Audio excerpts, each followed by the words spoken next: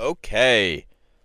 It is Tuesday, March 17th. It's technically opening day. Happy opening day. Baseball, baby.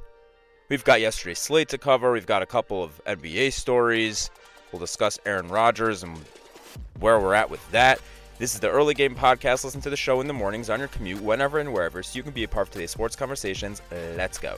Okay, so let's just kick it off with yesterday's slate. There's a couple of games I want to talk about here. First and foremost, we'll give a little local flavor here. I was watching the Knicks last night. They dominated the Heat. They beat them 116-95. They looked great.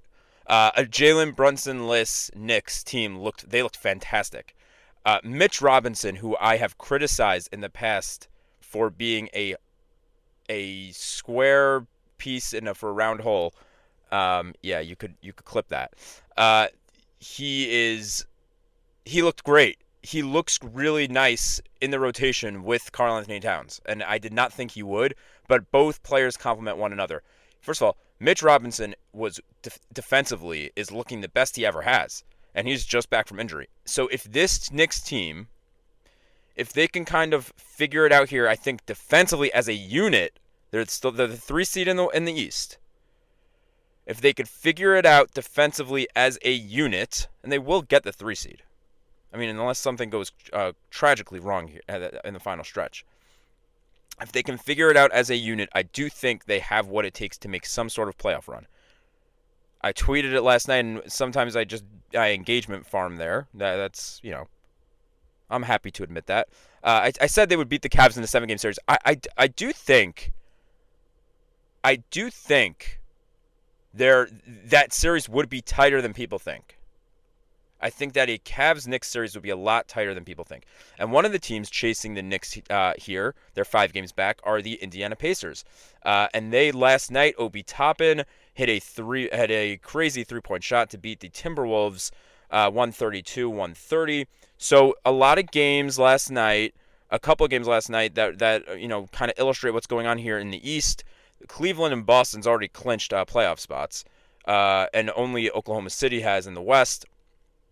But here we are. We are in the home stretch of the NBA season, and things are taking shape. The Bucks and the Pacers are 5 games back of the Knicks, and Detroit is over there in the 6th seed. So in the East, it's looking like things are it could obviously there's not a lot of separation between 4 and 6, but even between the 6th seed Pistons and the 7th seed Hawks, there's 5.5 game separation. So we're probably looking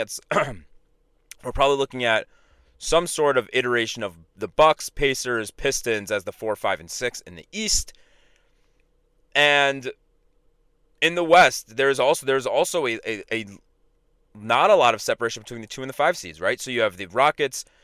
The Rockets and the Nuggets are tied for the 2 seed.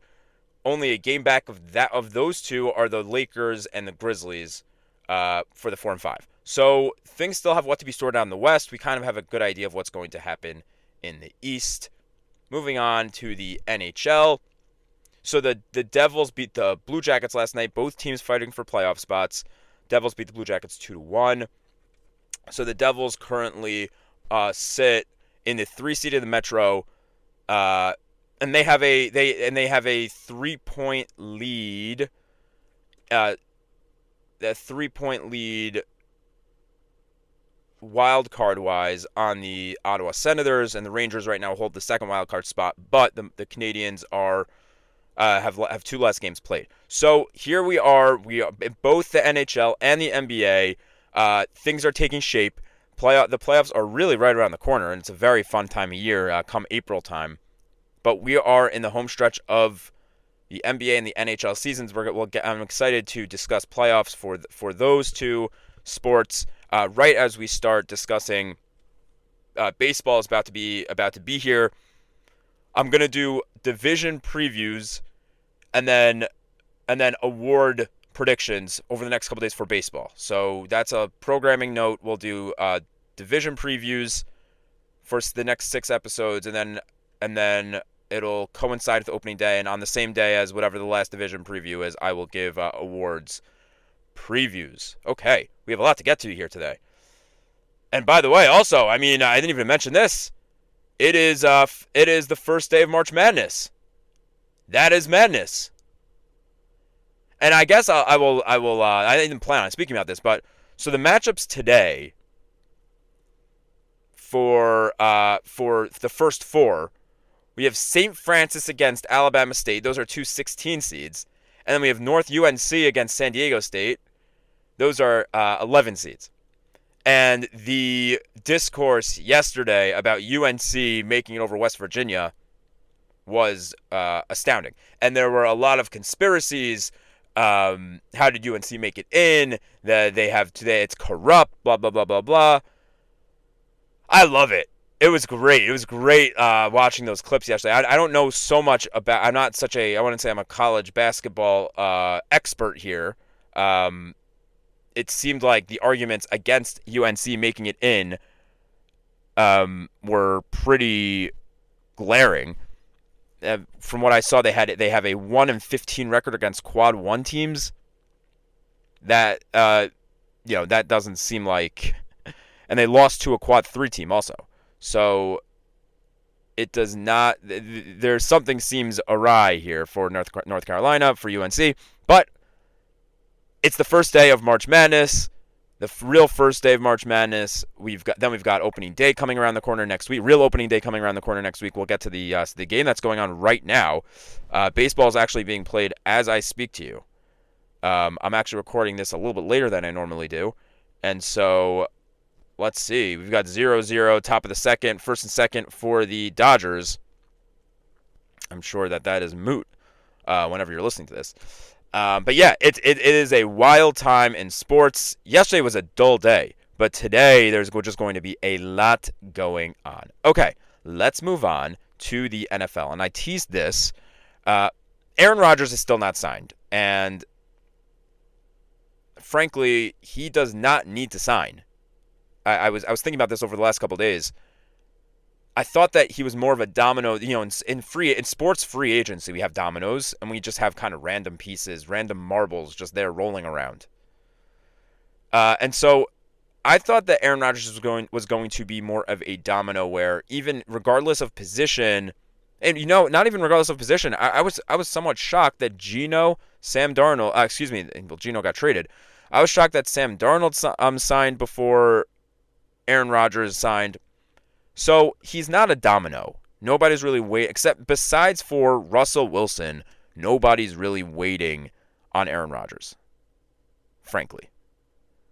And the interesting part here is we have now pretty much narrowed it down to 3 teams: the Giants, the Steelers, or the Vikings. And the intuitive nature of this situation is that Rodgers chooses the Giants or the Steelers, and Russ goes to the other one. The Vikings' interest in Rodgers adds a ripple into this whole thing, right? Because they have J.J. McCarthy.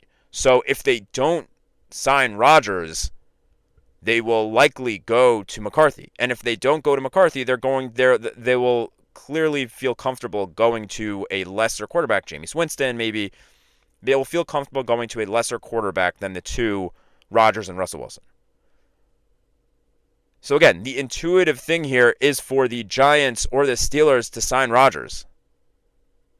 And in my mind, I've said this all along, the team that makes the most sense for Aaron Rodgers are the New York Giants. He can live where he lives, he can stay in the New York market, he liked playing in New York. Apparently he liked playing in New York. And it gives I think that it gives Brian Daboll and Joe Shane in their kind of hot seat season, it gives them their best chance at winning. I truly believe that. And if they want to take it a step further from that, I've said this a million times, if they like Cam Ward or Shedeur Sanders, draft them to sit behind Aaron Rodgers and to learn behind Aaron Rodgers, one of the greatest of all time. Jameis Winston went in yesterday to meet with the Giants. If the Giants sign Jameis Winston to be their starting quarterback, they might as well fire Brian Daboll and Joe Shane tomorrow. If the day after he signs, they might as well fire him. What are we doing if Jameis Winston is starting for the New York Giants? What are we doing? It's so clear that this is it. This is the season for Daboll and Shane to prove it. And if QB1 is Jameis Winston, I love me some Jameis Winston. Don't get me wrong. But that is a disaster waiting to happen. You are writing your own death sentence at that point. And honestly, I'm not so sure how effective Russell Wilson will be either.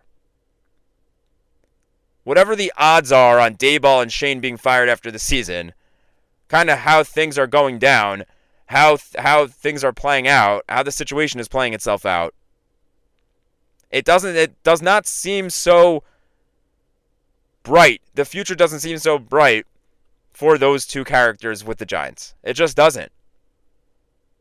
I think either unless Rodgers signs with the Giants or they're able to draft Cam Ward or Shedeur Sanders who are able to be effective in season one, I just think that those are really the only paths. I do not think Russell Wilson starting, and I do not think Jameis Winston, especially Jameis Winston starting, is going to save their jobs. Okay, let's move on here. I saw this interesting article from ESPN. So the NCAA, this is according to Dan Murphy, has agreed to permanently drop its rule prohibiting athletes from negotiating the terms of name, image, and likeness payments until after they enroll in school. I find this to be super, super fascinating. So basically what it means is college recruits, the NCAA, if you're recruiting, you can commit an amount of money to the player. There is no way around the fact that college sports now are simply the same as professional sports. It is a professional sport. The capital that you pay your players with is from a different pool. You don't have an owner whose pockets the money's coming out of. You have an NIL collective, which is where basically you just fundraise. You have to have a rich sugar daddy who's going to contribute to the NIL fund for your school, and then you can distribute that out to players. But now you are going to have head coaches going into to high school kids' living rooms and saying, we can commit $10 million to you in your first year. And if you stay, we can commit $12 million. This is now a professional. This was, to me, this is the last straw. Because if you couldn't commit money before the player was in your school, then you still have to kind of sell them on coming to the school, right? Now you're just handing them a sum of money. If you come, we will give you this. And so I don't know how to feel about this. I really don't know how to feel about this because on one hand, you want players to get what they deserve. These colleges are making so much money on these players performing for them, working for them essentially, and players deserve to be compensated for that. On the other hand, college sports has some sort of purity to it that seems to be now thrown out the window. It seems to be thrown out the window, kind of the purity of the recruiting process, the purity of playing for the love of the game. Wow, that sounds so cheesy. It's fine. It's just going to be something to get used to, kind of how the dynamic shifted. But let's move on. Okay, we're going to go to back to the NBA now. So yesterday, Shams Charania tweeted about Paul George. According to his ESPN article, Philadelphia 76ers forward Paul George has been ruled out for at least the rest of the regular season after receiving injections in his left adductor muscle and left knee Monday, the team announced. And what a failure of a season for the Philadelphia 76ers. I've actually spoken a nice amount about the 76ers on this show. They're 23-44, so 21 games under 500. What a disaster. Disaster. And if you want to take a step back here and think about it for a second, I think that this season may be the nail in the coffin for the process. When we talk about the process, we're really just talking about Joel Embiid, right? We're talking about his time with Philadelphia, how they tanked before him, then they got him, then they got Ben Simmons, they got Jahlil Okafor. And nobody really talks about how Jahlil Okafor was part of the process, technically. And so many of those guys are gone. We are seeing players like Embiid out for the count. Embiid's never going to be the same, frankly, unless they really let him. I've said they should just let him rest for another year. But Embiid's never going to be the same. And now that they have these players that they sign, like Paul George, not panning out the way they wanted them to, they're 23 and 44. The process is over. The 76ers are going to have to rebuild from here. This is it. It's an end of an era. A failed era. Absolutely failure. An absolute failure of an idea. The process did not work. I'll say that one more time. The process was a failure. There is no way to make this situation better. There is no way to resurrect the process. The process is dead. It was an abject failure. There is no way to turn this team around without major drastic change. And so in that way, the process has ended. It's over. Call it. And by the way, now Paul George can go back to his podcast that he had to cancel because he was taking too much time away from him and his team. But that's where we are now. Okay, let's move on to baseball. I'm excited for this. So it is currently, as I said, it's currently opening day. Dodgers, Cubs. The game has started. I said that already. It's still 0-0. Now we're in the bottom of the second. And I get what they're doing here with this series. So the Cubs and the Dodgers are starting a series today in Tokyo. The Japanese series, it's the second year of the Japanese series. Last year, the Dodgers and the Padres played in the Japanese series. This year, it's the Dodgers and the Cubs. And they're going to be able to show off their top Japanese talent.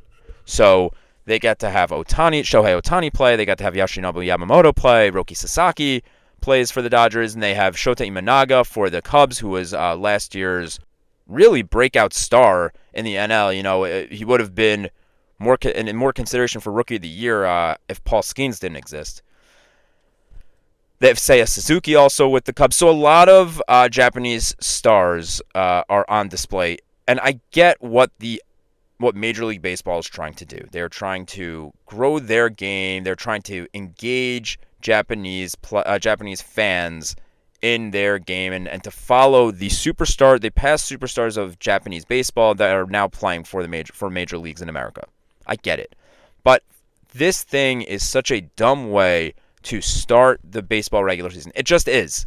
So I have to wake up at 6:10 in the morning. Now I do anyway. I'm up anyway to record this. But the average person in America is going to wake up to watch this. That's how you want to start your regular season? You want to have your first regular season game. Your defending World Series champions are on display today. But for the fan base of the Dodgers, it's 3 o'clock in the morning. This is how you're going to start? I mean, jeez. I get it. Look, they sold out the Tokyo Dome. Nice. Great. You know what's unfortunate about that? Nobody at the Tokyo Dome tonight is going to be participating in any sort of World Series or playoff action when a push comes to shove down the stretch here for the baseball season. I mean, do a Tokyo series in July.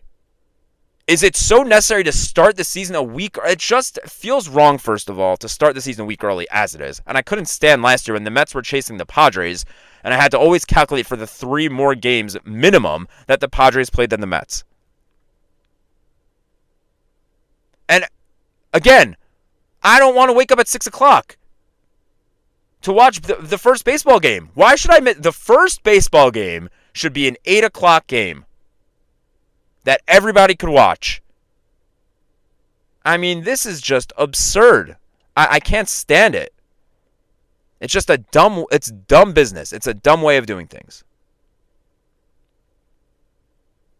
If you're living in Japan, it's great. So Shota Imanaga started against Yoshinobu Yamamoto, and Shohei Ohtani led off for the Dodgers. So it was Imanaga pitching to Ohtani. Great homecoming. Really nice. It's just not the way to start the season. That's my point. It's not the way to begin the baseball season. And speaking of Japanese stars on the Dodgers, yesterday an article came out about their young pitching phenom Roki Sasaki. According to The Athletic, they were talking about the process of courting Roki Sasaki. And more specifically, the dynamic between the agents and the player at the table when they were meeting with teams. And so, this is in the Athletics article, the seating arrangement revealed the true power dynamic behind the pursuit of Roki Sasaki. The coveted pitcher's American agent, Joel Wolf, occupied the end of the long table. He was separated from the player, who sat at the middle within easy whispering range of his Japanese representative, who would increasingly be perceived as the person in charge, Tomoki Sakai. So this guy, Tomoki Sakai, works for Dentsu, which is some marketing firm in Japan. And they're saying it's like the most powerful company in Japan. And that the relationship between Sasaki and Sakai was off-putting for a lot of these baseball executives that were meeting with the coveted player. And according to some anonymous executives here, it actually took them out of they actually were off-put by his interactions with Roki Sasaki. They said there was something weird about the way he was involved, and that they are going to be hesitant about players that are being represented by Dentsu and by Tomoki Sakai. Something to think about here. There is obviously a different way of doing business in Japan than there is in America. Whether it's above water or not, I find this to be interesting. We're seeing so many Japanese superstars come to America to play, come to Major League Baseball to play, and I find it interesting that we have a different type of dynamic with these players than we do with Major League players and American-born players. As more and more Japanese players come by, I'm sure more stories like this are going to arise. Okay, and last but not least, I just wanted to touch on here. So the Rays, after they have so many stadium woes about where they're going to play, the other day was announced that their St. Petersburg $1.3 billion stadium was canceled. It will not proceed. The statement that their owner came out with, after careful deliberation, we have concluded we cannot move forward with the new ballpark and development project at the moment. A series of events beginning in October that no one could have anticipated led to this difficult decision. So you're telling me the series of events where the roof came off your outdated stadium, the roof that should not have still been there, is the series of events that led to not building a new stadium. Isn't it usually like when your old stadium is too old, you build a new one? I cannot believe that we are in 2025. We have two Major League Baseball teams, the A's and the Rays, both playing in minor league stadiums. It boils my blood. It really does. What a horrible look for Major League Baseball. I can't believe they allow this. And so the A's are seemingly moving forward with their plan to build in Las Vegas. They released new renderings the other day, so we'll see if that actually happens. but the Rays have no future in sight for where they're going to play. And it's sad. It is just really sad. Okay, that's a show. Make sure you like, follow, subscribe on YouTube, follow on X, follow on Spotify. This is the Early Game Podcast. Have a wonderful day.